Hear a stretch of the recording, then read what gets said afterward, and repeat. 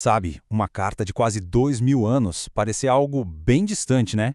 Mas e se eu dissesse que dentro dela tem um tipo de manual de sobrevivência, um guia prático para lidar com as crises que a gente vê por aí hoje? É exatamente isso que a gente vai explorar, mergulhando na segunda carta aos Tessalonicenses. É uma mensagem, uau, super poderosa, escrita por uma galera que estava vivendo no meio do caos. Pode até soar meio estranho, mas a real é que os problemas daquela igreja, perseguição, fake news, confusão interna, nossa, parece até que a gente está lendo a manchete de um jornal de hoje, não é mesmo? Por isso, a pergunta que vai guiar a nossa conversa é justamente essa: o que será que a gente pode tirar de lição dessas palavras tão antigas? Então, a gente não está falando só de uma carta antiga, sabe? É mais como um manual de sobrevivência, um plano estratégico mesmo.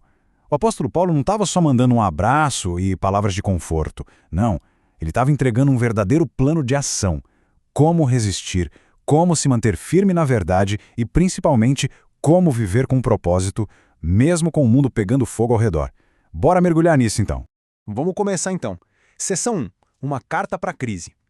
Basicamente, essa carta, escrita por Paulo junto com Silvano e Timóteo, foi uma resposta direta, sabe? Eles viram 3 problemas gigantescos que estavam quase acabando com a igreja de Tessalônica e precisavam agir. Beleza, vamos para a seção 2. Esperança em meio à dor. O primeiro problema, e o mais óbvio, era a perseguição. E não era pouca coisa não, era brutal. Ser cristão lá em Tessalônica era pedir para sofrer, era enfrentar gente te odiando todo santo dia. E a resposta de Paulo para tudo isso, olha, é de cair o queixo. É bem surpreendente. É aqui que a coisa fica interessante. Paulo vira o jogo completamente. Ele diz que o sofrimento deles não era um sinal de que Deus os abandonou. Pelo contrário, era uma evidência, uma prova da justiça de Deus. É como se fosse um fogo que purifica o ouro, sabe? O sofrimento estava refinando a fé deles, preparando-os, tornando-os dignos do reino. E essa justiça de Deus tem 2 lados. Como uma moeda, Paulo desenha um contraste, nossa, muito forte. De um lado, para quem estava sofrendo pela fé, o futuro era de descanso, de glória. Do outro lado, para os perseguidores, o futuro era de retribuição, de juízo. A mensagem é bem direta. No final das contas, a justiça de Deus vai vencer. Mas e qual é o fim da linha para quem rejeita o Evangelho? Paulo usa uma expressão pesada, eterna destruição. Mas olha que interessante, isso não significa sumir, deixar de existir. É algo muito mais profundo, é separação. Imagina ser banido para sempre da presença de Deus, que é a fonte de tudo que é bom. Vida, paz, alegria.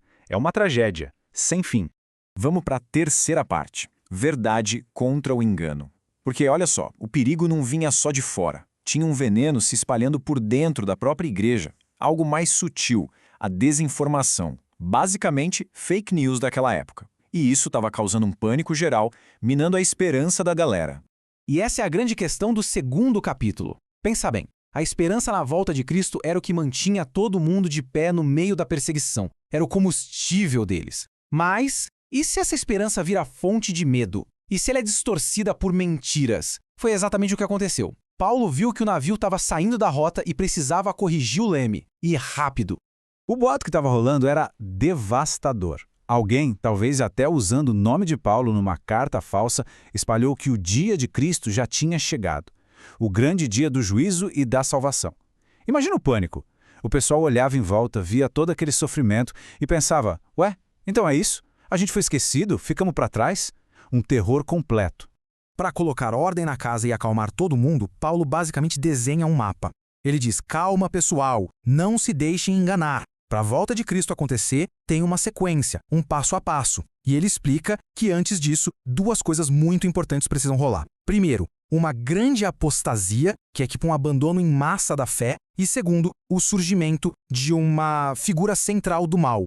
E quem é essa figura? É o tal homem da iniquidade. Muitas vezes a gente ouve falar dele como o anticristo. A marca registrada dele? Uma arrogância sem limites. Uma blasfêmia total. Ele se coloca contra tudo e todos que representam Deus. E vai além, ele se exalta tanto que chega a se declarar o próprio Deus. É a personificação do engano, da rebelião em pessoa.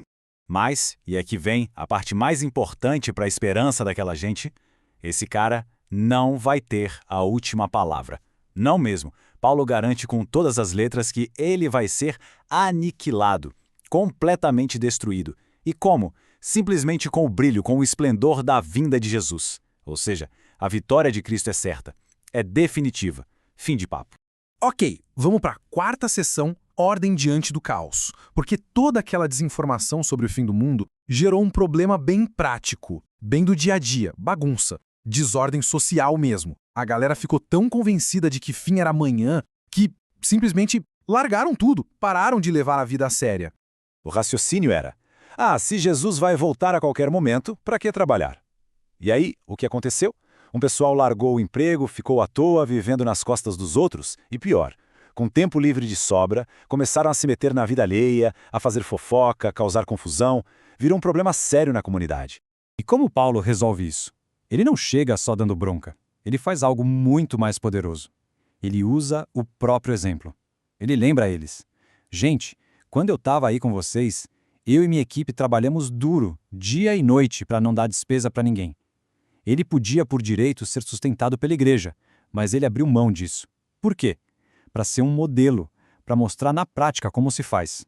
E aí vem a frase mais direta, talvez a mais famosa de toda a carta. É um princípio de responsabilidade pessoal radical. A ideia é: a comunidade não tem que bancar quem não quer fazer nada por escolha própria. A fé não é desculpa para vadiagem, muito pelo contrário. A fé de verdade tem que impulsionar para uma vida produtiva, uma vida com ordem. Mas, atenção, a disciplina que Paulo propõe não é para humilhar ou punir, é para corrigir. O objetivo final nunca foi chutar a pessoa para fora. Era trazê-la de volta ao caminho certo, levá-la ao arrependimento. A orientação era clara: não tratem essa pessoa como um inimigo, mas como um irmão que se perdeu e precisa de ajuda para voltar para a família. Chegamos na nossa última parte, a mensagem que permanece. Então, depois de tudo isso, o que fica? Qual é o recado principal dessa carta que atravessa os séculos?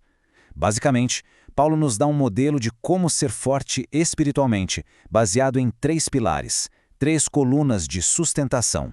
E que pilares são esses? Vamos lá. Primeiro, perseverança na fé.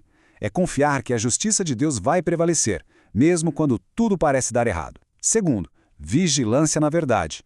É ficar de olho aberto, rejeitar fake news e se agarrar ao que é verdadeiro. E terceiro, responsabilidade na vida.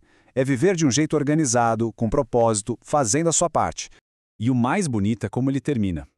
Depois de todas as instruções, algumas bem duras, Paulo não termina com mais uma ordem. Ele termina com uma bênção. Ele pede que a paz e a graça de Deus estejam com eles.